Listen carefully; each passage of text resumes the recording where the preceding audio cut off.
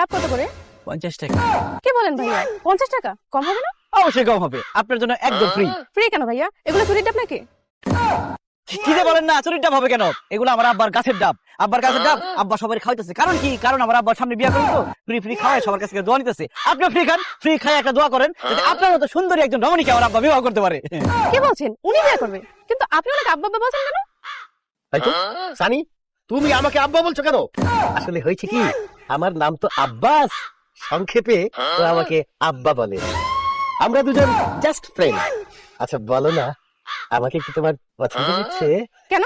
আচ্ছা মানে আমার ফ্রেন্ড বললো না যে আমি বিয়ে করব, তো তোমাকে আমার খুব পছন্দ হয়েছে।